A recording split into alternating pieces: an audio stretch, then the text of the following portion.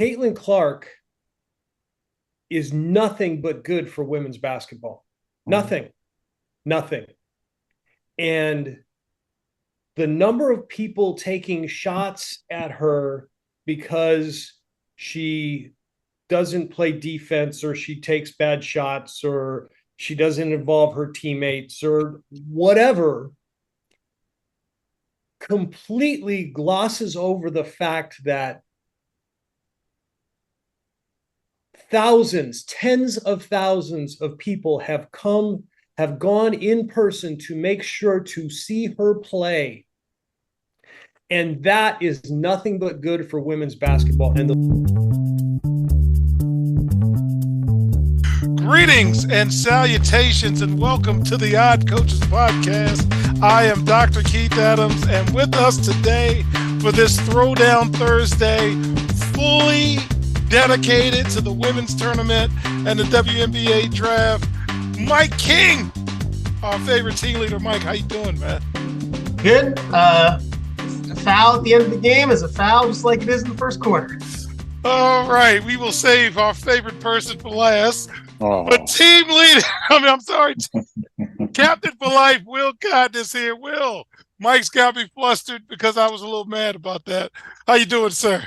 I'm here to be back with Ock, Robert, and Mike, man. I'm glad to be back, guys. I have you guys in like a month, so I'm happy to be here. All right. Academic and athletic consultant for the CKA Save Project, George Ockett is here. George, how we feeling? Hey, I missed you guys. And that was not a foul that you're supposed to call at the end of the game, Mike. Anyway, go ahead. And our favorite administrator and official, because we need him here for this show, Robert Abney. Robert, talk to me, man. How you doing? You know what? I am living the dream. We have a full house today. That has not happened in a very long time.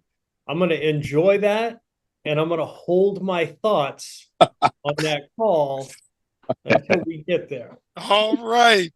All right, so fans of segment one, best, worst, and most surprising things that happened in the Final Four, according to our panel. Segment two, we're going to give Caitlyn Clark her flowers. We're going to talk about her. She deserves a segment. And in segment three, we're going to give Dawn Staley her flowers, as well as a little preview of the WNBA draft.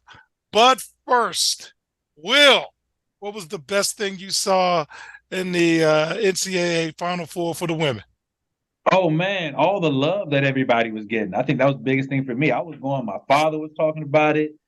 Friends in the group chat were talking about it. Random people at the gym. It was great. The energy was great, man. I'm glad that they had their flowers on the stage that they got. Let's keep it going. You know, they have great names, Juju's and Paige Buckets and all these good names. I love it, man. So I think the best thing was the whole tournament, all the energy that everybody was just kind of, even LeBron was talking about all the trash too. So even the NBA guys were really like chiming in. So I really liked all the energy, man. There's a solidarity of all basketball, and it's not just man or women. So that's what I thought was the best thing for me. All right, Mike, what about you, sir? Greatness. That's greatness. Undefeated. Change the team up and still win. Greatness. Always, no matter the sport. Appreciate greatness, and that's what we got to see. George, how about you? You know, Friday night I was at a sports bar, and every TV damn near was showing the games, and everybody was watching. I think there were other TVs that might have had baseball on or something, but the whole bar was watching the games. So kudos to the girls. They did the ladies, excuse me. They did a great job. They did a great job with a great tournament. All right, Robert, what about you? Best thing? I mean, just a phenomenal tournament, and you don't get to be 37-0 by accident. Yeah. You're not lucky. That's one of the best women's teams the game has ever seen. And for them to do that, they lost 5 starters. They've lost 1 game in the last 2 years in last year's Final Four. I mean, that program is a machine right now. And that's it for me. South Carolina's dominance. They have shown dominance the last few years, and we'll definitely talk about Dawn Staley in segment 3. So, Will, what was the worst thing you saw in the tournament? There was some like low-hanging fruit, and I'm gonna let talk about it. I'm gonna let Rob talk about it. But probably the worst thing for me was Diana Taurasi's comments. To me, this is probably the last like 2 years between the women's tournament that's drawing a lot of eyes, and people are really like learning names and enjoying the game and talking about it. And here we go, hating that Diana Taurasi about, there's a lot of good players and da da da da da. Like, come on, man. Like, she come off a little bit like Kareem a little bit. Kareem be coming through and be salty about all the Bama's in the future, but you're great. They look up to you. That was kind of the worst thing. I'm going to stake out of the whole foul situation, but I think that was the worst thing to me. All right. Mike, what was the worst thing you saw? It wasn't the foul because Eagles lost the Super Bowl because they call fouls that are fouls. They call fouls that are fouls. The worst thing is watching Caitlyn Clark make incredible passes to girls that were wide open getting layups, and they were missing the layups. And it was like the kind of end of the third quarter, and they put up her stat line. It was like 26 and 8 and 4 assists. She should have had like 12 at that point. Like, layups. Now, South Carolina still deserved to win the game, but like, come on. If your name wasn't Caitlyn Clark, that was kind of embarrassing. Like, she was setting you up for greatness. And then she had to take these horrible shots because she's looking around like, now they're horrible. Who am I going to pass to? What are we doing here? That was terrible. That was terrible. George, what was the worst thing you saw, sir? Okay, so now Caitlyn Clark's shots are horrible. It wasn't good defense. So, okay. But anyway, I'm going to go with, and I'm going to back up. Since Mike brought up missing shots, my God, if we really could rewind, how many layups did LSU miss in that game against Iowa? That was, it's like somebody covered the rim on them, which turned that game into a real kind of walkaway easy win for Iowa, and which would have been a battle. And I would have loved to seen a couple of those shots go down to see if it changed the tone of the game in any way. But and I am going to say it. Yes, that foul does not get called at the end of the game to decide the freaking game when you're deciding in the Final Four. Those are the two worst things. Robert, what was the worst thing you saw, sir? Everybody's reaction to a correctly called foul. I mean, here's the problem with saying that you don't call that at the end of the game. So what you're saying when you say that is that what happened the other 39-56 of the game didn't matter. That's the only play that mattered, that everything that came before that, all of the fouls, missed shots, made shots, that's what you're saying, because that play in and of itself does not win or lose the game. It doesn't. And if you don't call a foul on a play where a team gained a clear advantage and you just let that play go because, well, you can't call that, well, then you're talking about how, well, there was a clear foul and nobody called it. And you can't have it both ways. Either it's a foul or it's not. And that was a clear foul. It was a clear illegal screen. And you have to make that call. Kudos to the official for making that call. I understand what people are saying, but that's a foul. And the official's job is to make sure that the game is fair, and you have to call that. And Taurasi and Sue Bird complaining like they didn't get every call when UConn was Duke. When the women were Duke and they got every call. All right, you see the difference between Robert fans and my petty Mike. So for me, The worst thing I saw was the inconsistent adjudication of the game, which, in my opinion, led to the actual outrage of the last call. Fans, my team lost at the buzzer for the state championship in 2004. Will was on that team, and our point guard fouled the guy three times going down the court, and the referees all let it go because they didn't want any of the smoke, I'm guessing. And then the kid hit a shot and foul, no foul. If they called it, he had a chance to shoot free throws. If he didn't call it, we were going overtime if he didn't make it. So I just thought it was inconsistent throughout.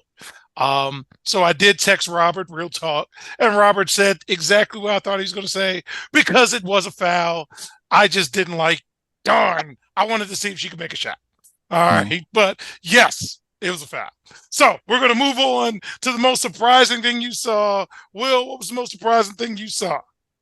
I was probably surprised the most that South Carolina was kind of staying low key the whole season. I mean, we spent the whole time talking about Juju, Caitlyn Clark's history, Paige buckets and the women's game and all this stuff, and NIL and the this whole time they won like 36 in a row. And we look, by the time they get to the Elite Eight or the Final Four, people are like, oh no, they ain't losing no games yet. So, but that's great, man. I mean, that's just how big the game is becoming, that, the biggest lion nobody was even looking at, and that was funny to me and surprising to me. So I thought that was pretty cool. Okay. Mike, what about you? What's the most surprising thing? I'll give you the answer. You probably want me to say something weird. So I'll go with Caitlyn Clark stayed with those bums, didn't use NIL to get to a good team. You take her off that team, that's not a tournament team. She should have went to South Carolina, right? If you imagine her in South Carolina, they're still 37-0, but boy, can you imagine how much fun that would be? George, you in the championship. George, save me, man, because Mike's going to drag me into deep water today. No, I don't even have a rap for you, Keith. I have nothing for you. The most surprising thing out of it, and I got to echo what Will was saying, man. It's that we sat here, we got tied up with the Angel Reese, and we got tied up with the Caitlyn, and we got tied up with Paige Beckers, who I love to death. I think she's probably one of the most complete players in the game right now. And we get tied up with all that, but the number of just straight dogs, monsters that South Carolina has coming up, and the freshmen, I'm looking at it like, yo, South Carolina is going to be a force for next. Just keep coming, and it's ridiculous. I mean, because the two that played today, and she's got more out there. They're going to be a problem. They are going to be a problem. Robert, what was the most surprising thing you saw in the tournament? I think we've talked all year about how good the level of play has become and how good these players are. I'm just really surprised and there's a certain amount of the whole get off my lawn aspect to it. I've always subscribed to the philosophy that a rising tide lifts all boats. Caitlyn Clark is nothing but good for women's basketball. Nothing. And the number of people taking shots at her because she doesn't play defense, or she takes bad shots, or she doesn't involve her teammates, or whatever, completely glosses over the fact that thousands, tens of thousands of people have gone in person to make sure to see her play. And that is nothing but good for women's basketball. And the level of play right now, I mean, I watched more women's basketball this year than I ever have. And I watched because of Caitlyn Clark. I watched because of Angel Reese. I watched because of Paige Buckets. I watched because of Juju. And I'm going to keep watching because they're really good and they're really fun. And I mean, I officiate men's college basketball and I love men's college basketball. And it's a different game than the women's game, but you can love them both. And I do. I love women's college basketball. And I don't understand for the life of me why anybody would say things about the best players and the best coaches to drag them down. I just don't get it. And Robert, I'm with you with all those. Like when Reese and LSU lost, the way they were coming for her was absolutely ridiculous, man. Crazy. That was ridiculous. She had 17 and 20. She had 17 and 20. Like, come on, like y'all were hating on. She had 17. She wasn't no bum game. Like, she had a game. My high school basketball coach, if you got 20 rebounds in a game, you got a steak. You got a steak. Angel got her a steak. That's not a bad game. For me, the most surprising thing was the fact that people are surprised that people watch women's basketball, and if you market it, if you put it on at the bar, if you put it on the A block on Sports Center, you have compelling characters and people. It's wrestling 101. It's booking 101. Make me care. And I care. So thank you to the media outlets and everyone else, because that's what I'm surprised at. I'm surprised that you're surprised that they're good. They've been good for a long time, and you just never paid attention until you had somebody to help you pay attention to. And with that, in segment 2, we're going to give our final thoughts on Caitlyn Clark as she transitioned from college to professional basketball. We'll be right back on the iCoaches podcast. Why should student athletes use the CKA SAVE Project academic and athletic consulting services? Over the past 15 to 20 years, colleges, universities, professional sports teams, business organizations, and others have increased their use of consulting services to improve their decision-making processes and results. Over the same time, the athletic and academic landscape has changed for high school and college student athletes as the NCAA has raised initial academic eligibility requirements for student athletes while decreasing the number of transfer restrictions. Former college student athletes have noted that they were academic and athletically unprepared for the rigors of college. Let the CKA SAVE Project's close to 30 years of academic and athletic experience help guide student athletes to increase success as we work to help student athletes achieve the goal of obtaining a college degree. For more information, contact Dr. Keith Adams by email at cka@ckasaveproject.org.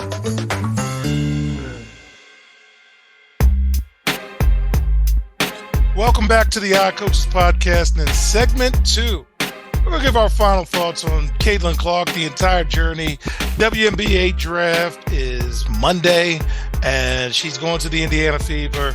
But let's give our panel an opportunity to say their piece, and we're going to start with Mr. King, so I won't be distracted later on. Mike, final thoughts as we talk about Caitlyn Clark. I mean, it's a great career. Two championship games. She was just never she was often the best player, never on the best team. But she that LSU win. I mean, LSU had a lot of good players. And I think that was a lot of her carrying Iowa to the championship. South Carolina was just too good. I mean, but she as an individual, it was impressive watching, just as a fan, to appreciate the vision that she had to find people that were just like get them in stride for what should have been easy layups. And I mean, I think hopefully she continues to play well and brings a lot of fans with her to the WNBA. All right, Will, what do you think? Well, I think her skill is there. I mean, obviously she's going to make it to the WNBA. It's her emotion, you know what I'm saying? And I don't mean on a female kind of way. I'm talking about she's going against people who feel a certain way about her making her, her spotlight, her money, what people are saying about her, about the game. There's not a lot of people who want to take that personal. I think Taurasi kind of took it kind of personal, you know what I'm saying? And as we get those young players keep going in, they're millionaires now jumping into the league. So there's going to be a lot of emotion going and angst, and not angst, but more so like anger, kind of frustration going at her. So I think as long as she has to focus on her health, stay on the court, keep developing things like that, and mentally, man, just keep locked in and do things like that. But I think she has a couple things just to work on. She can pass pretty well. I think people won't really talk about. She's a very well passer. She can pass very and stuff where they saying like you can think that you can see before it even happens, like almost like Pete Maravich kind of stuff she was passing. But she'll be good. I think she'd be good. I think she's a professional's professional. I think she's going to show up at 9 o'clock, maybe a little early and late, and leave at like 7, 8, whenever it leaves.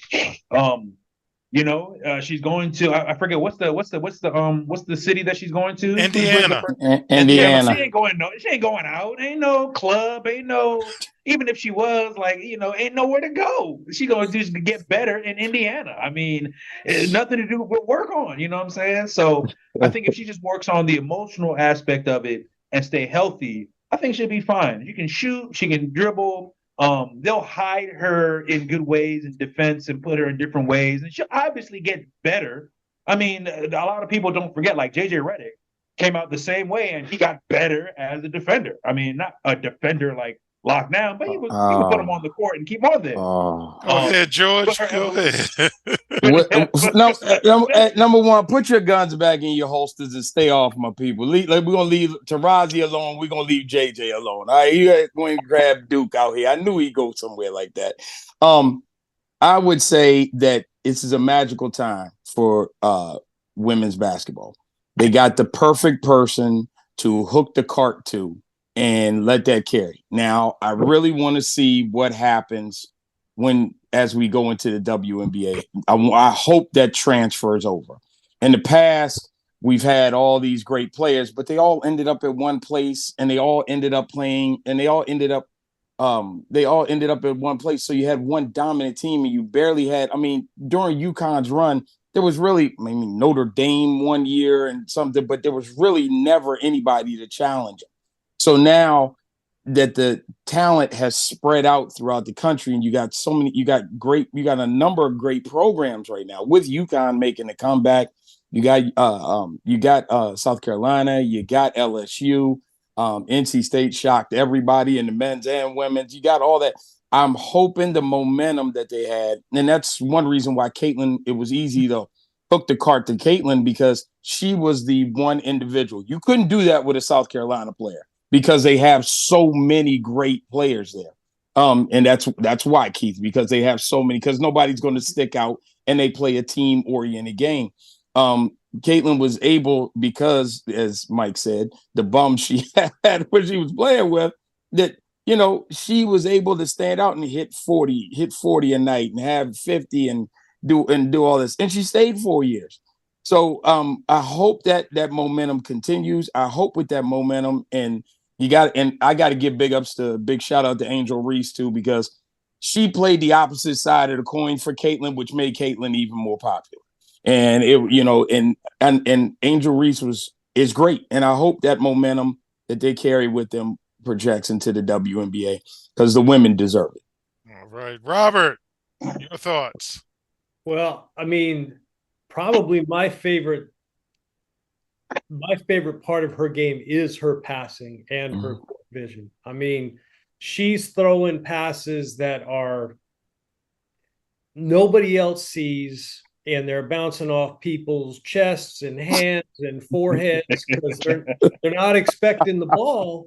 And there actually was a little stretch there towards the end of the first half in the championship game where she had passes go off two people's hands in a row, and they missed layups, and South Carolina got a little space from that. So that's one thing. The second thing is that, Iowa's a good team. That's a good team. They have good players. If you take Caitlyn Clark away from them, are they an NCAA tournament team? I don't know. She mattered that much to them.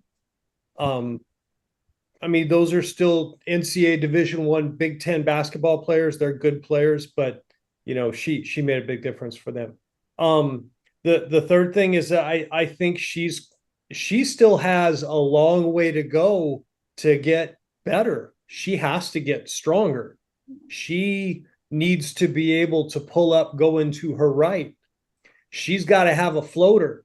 If you notice that, she doesn't shoot floaters. She needs a floater when she gets to the next level. And you know what? She's going to do all that. I don't have any question in my mind that she's going to do all that. there's no way to predict that she's going to be one of the greats ever, because how do you predict that? But I mean, she has been one of the most transcendent college athletes ever. And for that, we have to give her due. And I think for that, we should be grateful that we got to see her play as we did. Yeah. For me, she's Hogan. I'm a wrestling fan, folks. You guys know that. And in January 1984, WWF at the time pushed their chips all the way to the middle, and they said, this is our new star. This is our new person. And throughout the women's season, you've seen it. She draws eyeballs to the product. And when the ratings come out, it wouldn't shock me if at least 15 million people watch the game. And as the legendary announcer Jim Ross always says, doesn't matter if you win or lose, as long as there's a butt every 19 inches. She's going to put butts in the seats. So for the Tarasis, for everyone else, snatch up and ride on, because the boys used to say, give me that red and yellow guy on the card, because we're all going to eat. And that's how I feel about Caitlyn Clark. You have a unique opportunity to build and grow your entire product because one person has captured the imagination of the country. And congratulations on an outstanding college career. And we look forward to seeing what you do as a professional. So when we get back, we're going to give Dawn Staley her flowers, as well as preview the WNBA draft. That's a quick turnaround for those ladies playing in a tournament. We'll be right back on the Odd Coaches podcast. The reviews are in for Dr. Keith Adams' book, Finding the Balance, My Personal Journey to Academic and Athletic Success. College professor and student-athlete academic expert Dr. Lisa Rubin said, there is nothing out there like this book, so I do hope people will pay attention and give it a read. Former George Mason standout Fowler and Campbell said, consider this book an opportunity to work directly with Dr. Adams, just like I did. I assure you that there will be something you can take away that will be useful to you throughout your personal journey. Ryan Waite, a recent college graduate who is a software engineer, said, I like how the book is based on research, which makes it good for general students as well as student athletes. The book serves as both a memoir to Dr. Adams' 30-year academic and athletic career, as well as an instructional guide to assist student athletes, parents, coaches, teachers, and administrators navigate through the challenges of finding a better balance between academic and athletic success. The book includes over 15 personal stories and anecdotes from Dr. Adams, along with numerous former players and colleagues from a variety of sports and endeavors. You can order your copy at www.ckasaveproject.org.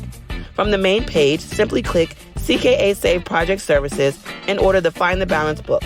For more information, contact Dr. Keith Adams by email at cka@ckasaveproject.org. Welcome back to the Odd Coaches podcast in segment 3. Dawn Staley has her 3rd national championship. That's rare air in the coaching industry. Will, share your thoughts on Dawn Staley and her outstanding run. I mean, my colleagues will probably tell everything. So I'm going to step out from my perspective. Winner and amazing dresser. Oh my gosh. On the sideline, the dress, the Louis Vuitton, the custom stuff, you know what I'm saying? The J's. And I'm like, you're Under Armour school. She got J's on. She wearing Nikes. I love her style, man. She is one of the coolest coaches. She always got the drip on. And she never sweats. She never sweats. So she always keep it clean. I love it, man. Her style is amazing. I'm going to let the panelists give her all the flowers with all her coaching because I want to give her all that too. But I want to start and say she is an amazing, amazing dresser. And I love her on the sideline every time. All right, Mike King, let's go with this. Dawn Staley. It's got 3. And I think if she gets to 5 or 6, I think you could argue it's more impressive than Gino having 11. Because when he won, there was no competition. And she's winning in an era of NIL, and anyone could build a team tomorrow. LSU did it last year. So if she could dominate this era, I think that's way more impressive than when Oriama just won because he got every recruit he wanted. And he got even in this run, he chose not to recruit the 4th rated. He could have had Caitlyn Clark too, but he didn't want to have 2 people in his backcourt. Like that's how like easy it was for UConn when he's like, I don't need the 4th best player in the draft in the recruiting cycle. Like she has to compete against all that, and she's win. Like that's super impressive. She wanted to go to UConn, right? But I think they said that she wanted to go to UConn. he wanted to go to UConn, but she he already She had did. one person in the backcourt, as if you don't normally have 2. Like it's very strange. It's very strange. George, Dawn Staley. To see what she has done with this program during this time is just incredible. I mean, who knew anything? Who knew South Carolina? I mean, when we talk about women's basketball, you didn't know anything about South Carolina, and it raised the profile of women's basketball. And plus, Gino needed somebody that to fight the whole battle here about who was the top of the hill. And I think one thing that stood out to me today, Leah Boston was part of the broadcast team. And Aaliyah had sent Dawn a message the night before, took a picture of the national championship trophy and said, hey, this is left her a message like, this is what you'll be accepting or yours tomorrow night or whatever. So you see the connection that goes down, like Duke says, it's a brotherhood, the connection that goes down from player to player to player that all played with her. So she's doing something special with those kids. Hats off to her. Hats off, because she was my favorite. She was my favorite women's player when she was the point guard at UVA. And she's just doing an incredible job, man. Right. Robert, the leader's leader. What are you thinking about Dawn Staley? So think about who in history has a better basketball resume than Dawn Staley. And men or women. Yeah, not many. You've got gold medals. You've got 6, I want to say, WNBA. And I think she played in the ABL too. Yeah, I mean, she's won WNBA championships. She has now won NCAA championships as a coach. She was on the WNBA's 10 and 15-year anniversary teams. Final Four twice as a player. Final Four twice as a she player. Didn't get that one, but man, she was there as a player. Yeah. I mean, nobody argue. I mean, you can argue, but nobody has a better resume than she does. She's the first Black head coach, men's or women's, to win 3 national titles. She's the first Black head coach, men's or women's, to have an undefeated season. I mean, she is that is. We are seeing greatness before our eyes. She's one of the greatest of all time, and how she treats her players, the affection her players have for her, the way she does things.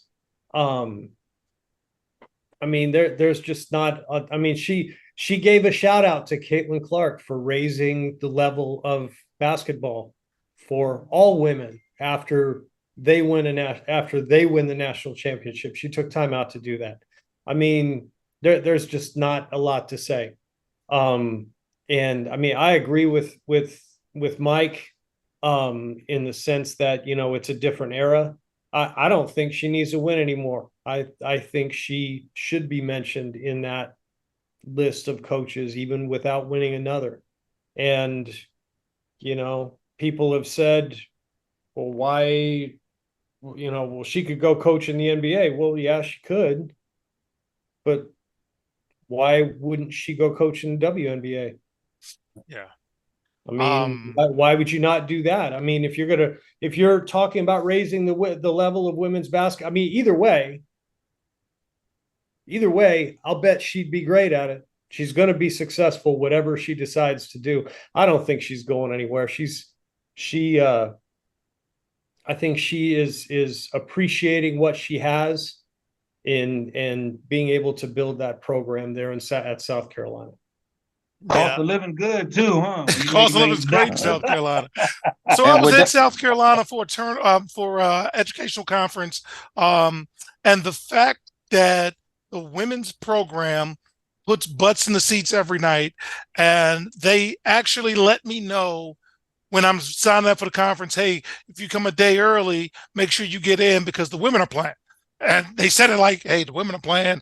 Downtown's going to be crazy. That's a good thing. The fact that she embraces her role as a mentor and the fact that she was a great player and learned from the Vivian Stringers and those folks, and she's passing that to the next generation of coaches, that's what I want to celebrate as well, because she owns it. And Robert, George, your former administrators, it's hard to be the one in charge and take all of it in, and she takes it in, and she just does a phenomenal job with that. So again, congratulations on championship number 3.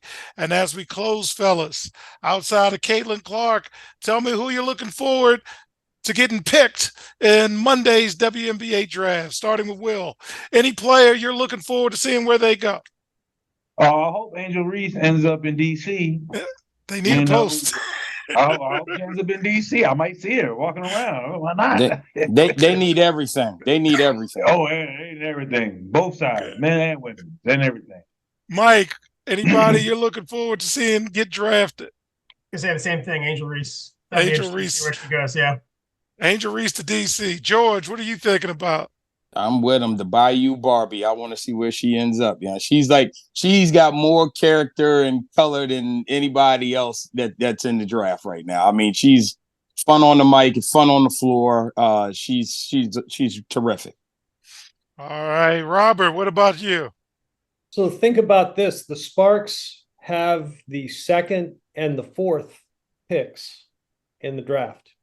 So the projected draft I saw, I think she was projected 3rd, and I can't remember who has that pick, if that's Washington or not. But think about the Sparks picking up Cameron Brink and Angel Reese.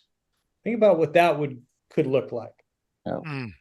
Also think about this. There are 14 franchises. There are way more than 14 good players. Yeah. And actually, it's 12, Rob. Well, we haven't had expansion yet. Right now. How often have we seen really, really good college players never see the floor in the WNBA just because there aren't roster spots? Yes. And for me, I like to see if Cameron Brink stays in the Bay Area and LA. I'm also looking at Aaliyah Edwards. That's who I want for the Mystics, because I don't know. Angel looks one-dimensional to me. I think she's going to be a solid rebounder and all, but I don't know how many plays we're going to run for her. But the other two, I think, have both offensive and defensive potential, because Angel can go play and defend and be a rim protector right now. It's the other stuff. So that's kind of where I am. So with that, I want to thank our Cavalcade of Stars. I'm Dr. Keith Adams, saying thank you for listening and or watching the iCoaches podcast, and we'll see you on the sidelines. Till next time, take care. The iCoaches podcast is sponsored by the CKA Save Project. The CKA Save Project is an industry leader in providing student-athlete academic and athletic support. From assessing student-athletes' academic and athletic skills, to measuring and monitoring student-athlete academic progress, to improving student-athlete time management and organizational skills, the CKA Save Project provides wraparound services for student-athletes from middle school through college. For more information, visit us on the web at www.ckasaveproject.org or schedule a free consultation with Dr. Keith Adams by emailing cka@ckasaveproject.org. We hope you enjoyed today's show. The iCoaches podcast drops new episodes every Tuesday through Friday on most weeks. Make sure you subscribe to the iCoaches podcast on Apple Music, iHeartRadio, Podbean, Spotify, and YouTube. Follow the iCoaches podcast on Twitter and Instagram at oddcoaches. Follow Dr. Adams on Twitter and Instagram at CKA Save Project. In addition, follow Coach Mike Francis on Twitter and Instagram at Coach Franchise, spelled Coach FRANCHIZE. For more information about the CKA Save Project, please visit them on the web at www.ckasaveproject.org. See you next time on the iCoaches podcast.